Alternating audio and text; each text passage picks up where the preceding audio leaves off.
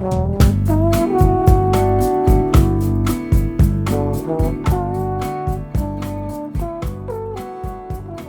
was born March 22nd, 1999. Growing up, I always loved video games. And funnily enough, my love for video games jump-started my love for music. It all started with Sonic 1, known for its incredible soundtrack, the Marble Zone theme being my favorite. Now, my first real console was a PS2, but incidentally, I began developing my taste in music through my father's Xbox, the original Xbox. My dad's Xbox had a single track downloaded that I would play on repeat for hours. This was back in the day when you could burn songs or music into your console, and when burning or pirating music was the only way to get your favorite tracks in your MP3. That track was Linkin Park's In the End remix off their second album, Reanimation. A phenomenal track and a phenomenal album, but this isn't a Reanimation review. No, because you see, while that was just one song, the Xbox had a game with an entire library of funky, hardcore, incredible music. That game was Jet Set Radio Future.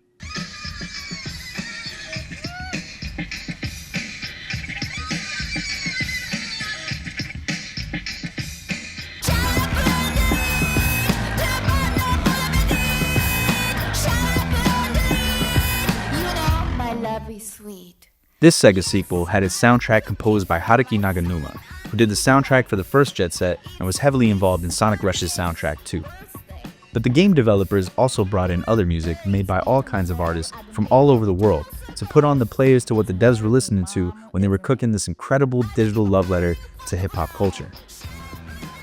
There was one track in particular, however, my favorite of all the songs, Haruki Naganuma's Concept of Love being the only contender, that I would listen to incessantly. And that punk banger was Cibo Matto's Birthday Cake. The song's groove is infectious, the lyrics are silly but full of maternal grit and irony. I'm also a mama's boy too, so I resonate with it on that level, like, you better eat that shit, boy, happy Z-Day from your mama type shit, right? Now, Miho Hatsuri, the lead vocalist of Cibo Matto, does an excellent job of selling this sweet and sour, spicy kind of persona, while YUKI HONDA, producer and DJ, cuts the fuck up out of the beat and really makes headbanging come naturally.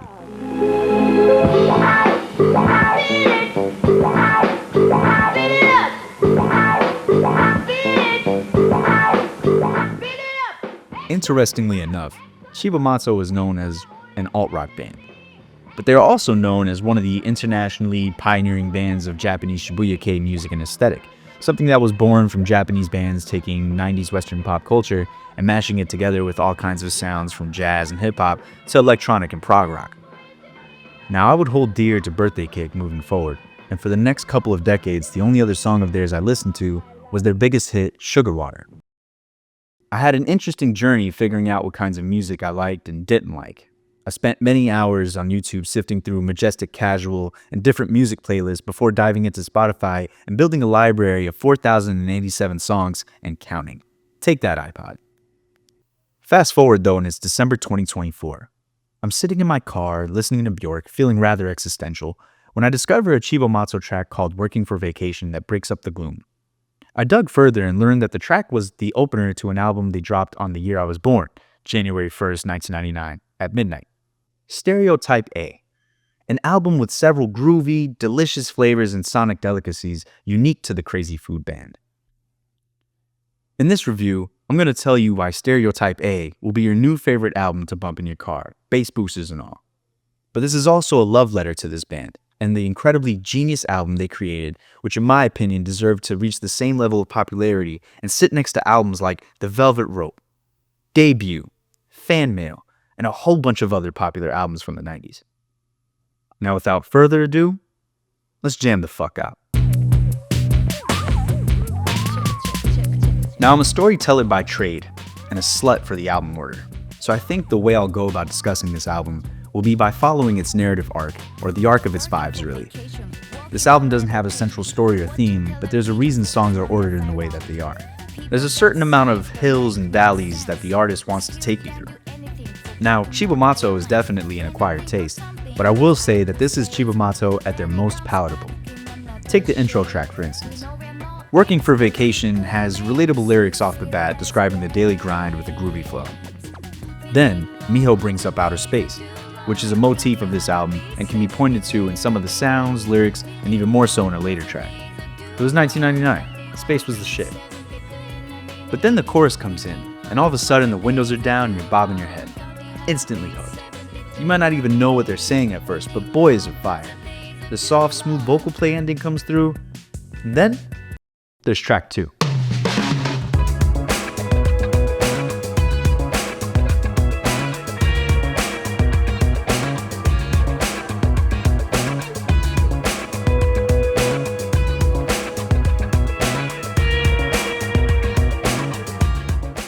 I got a thing about track 2s. To me, track 2 on any album is the definitive entry into what the album is, giving you the strongest sense of what the album will sound like sonically and will be about narratively.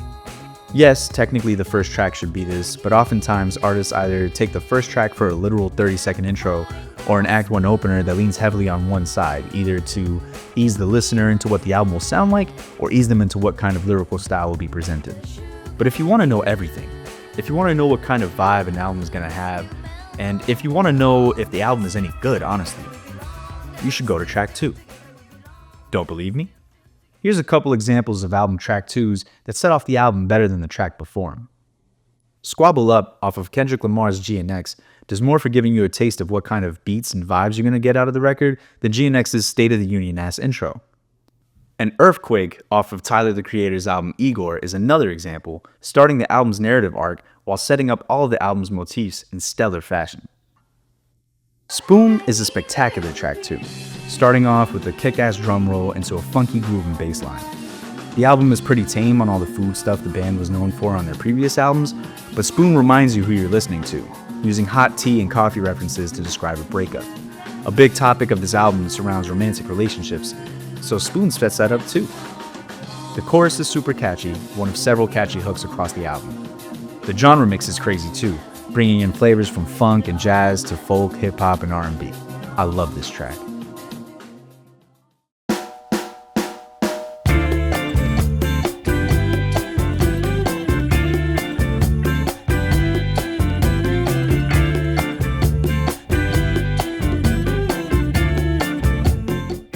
What I love most about Cibo Matto is that they stayed true to themselves, not only in their words, but in their inspirations and heritage. See, Miho and Yuki are expatriates from Japan, who both independently moved to New York in the 90s and met in the DJ scene before becoming a duo. So naturally, while they were melting all the flavors from the pot that they were cooking in, they'd add their own Japanese sazon to that bitch. Flowers is born from Brazilian and French bossa nova, French being one of the languages Cibo Matto uses in their songs, as well as some Japanese groove rock sounds from the times. The song bleeds similar sounds to Japanese indie rock band The Pillows, and at times even sounds like a shonen knife song. It's sweet, it's nice, it's pleasant, and it firmly grips your attention. Now you're in. You have to listen to the rest of this album. Okay, so I'm actually sorry for this next track. Not every great album is perfect, and while the next song is nowhere near the worst song you've ever heard, as far as Stereotype A goes, this song is one of the weakest. Lint of Love. I can say I'm good at cleaning it, baby. The mint of love. It's made of dust of confusion. This song has some cool elements to it, but it definitely toes the line between cool and corny. It's got a RZA wannabe type guy featured on it named Duma Love, who doesn't really say anything spectacular or clever. The song honestly kind of sounds like something straight out of High School Musical. It doesn't turn you off from the album, but on a bad day, I could see it getting skipped. However, Cibo Matto must have known that the following track would make or break the listener's attention completely.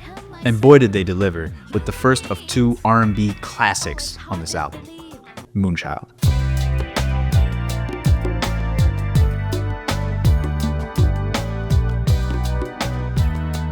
Moonchild has to be the smoothest, most buttery track on the whole album. Miho's vocals are sweet and sensual, the chorus is a bop, and that bridge, baby, woo! I love that shit. It's so rich and sabor. Yuki chops up a spectacular instrumental too. This is really the type of track you gotta listen to under the night sky with a little swig and spliff to match. The lyrics are somber, but not too sad. And as a moonchild myself, who's always felt connected to the moon, spending many nights in Broward County going to the beach on a full moon just to bask in its light, this song makes me feel seen. I question myself listening to this song if I really know what I'm doing. But then, I take another sip and another puff and hop on another wave of melody in this track.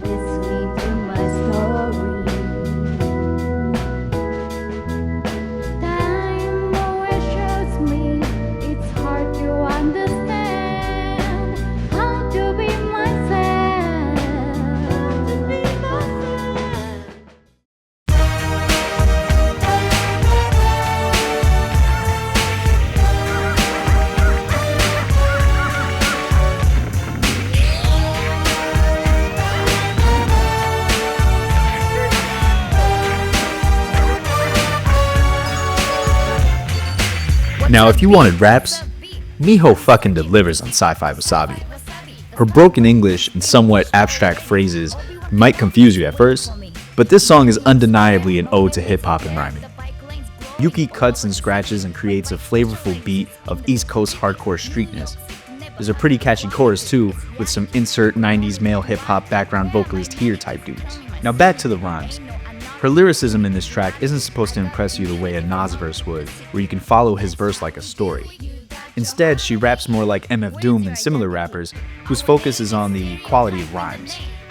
The rhymes are creative, and Miho Hattori from Purgatory's attitude is hard as fuck.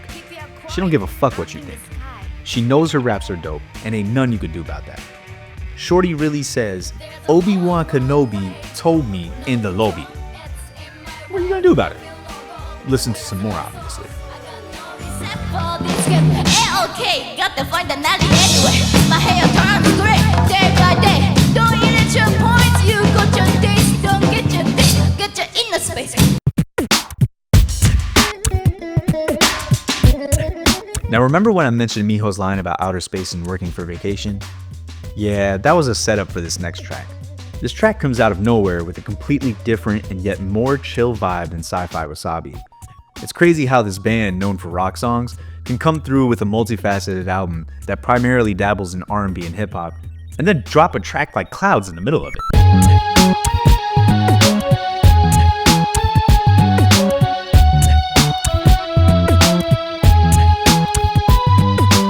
Clouds is this interesting, ethereal, and atmospheric song with electronic and spacey astronaut type vibes going on.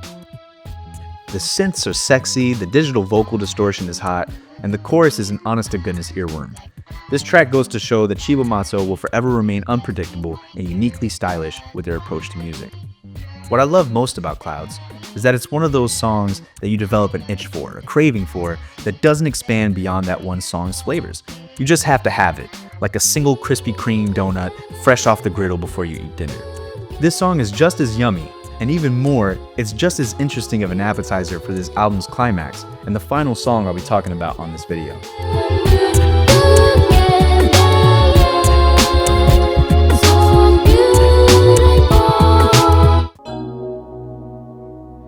You saw me crying, you never know. Speechless is my favorite song off Stereotype A. It sneaks up on you, especially following Clouds. But Speechless proves to be the biggest pop R&B hit of the album. The song is honestly the reason why I think this album deserved more popularity. I mean, come on, it's incredible.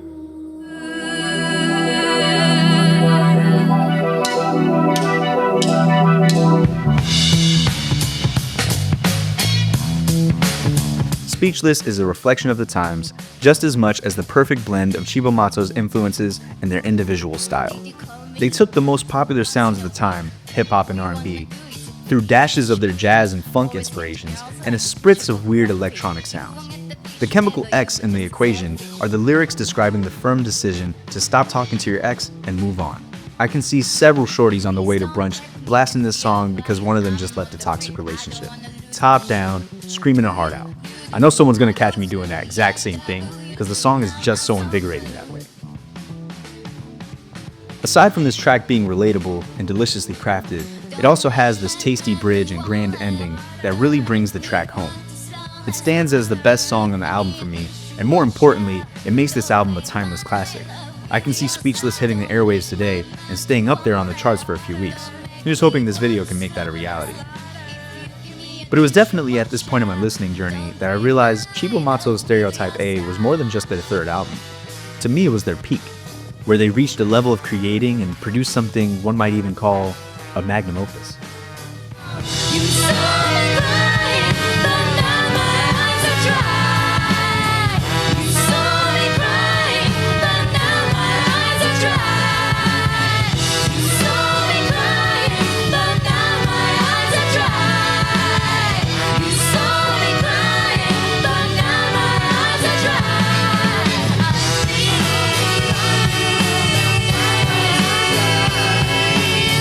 You saw me crying, but now my eyes are dry.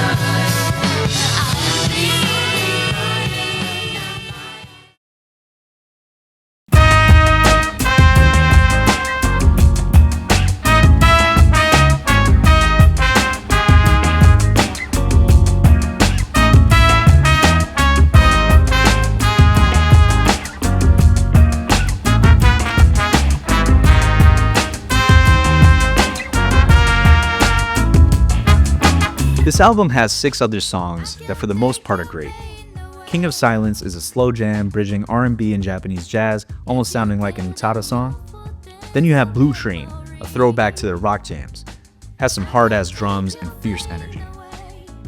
Sunday Parts 1 and 2 are starkly different for being a part of each other.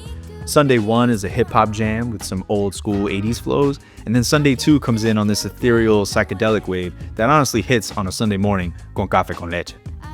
Now Stone is in my eyes the final track of the album, because Mortming is like, I don't know what the fuck that track is. I'm still trying to find out why they chose to end it that way, but if you look at Stone as the last song, you'll feel much better, because it feels more of a natural end for Stereotype A. At the end of the day, after all the dramatics and noise, this band is composed of a couple of loving ass people. This whole album touches on romantic relationships, and at the end of the day, they just want to love and be loved. Stone, this Japanese bossa nova jam you hear in a niche ramen shop, is a song of yearning, a wish to spend time with the person they love. Considering this came out during Y2K scares, I'm sure this resonated with a lot of people scared of the future, wishing they could run away with their loves. It's a nice jazzy little ditty, and it makes me feel all warm and fuzzy. I hope I've convinced you to check out this album and experience it yourself. Come back to me after your third listen and let me know what track is your favorite, or which one is your least favorite. Hit me up, y'all. Subscribe too.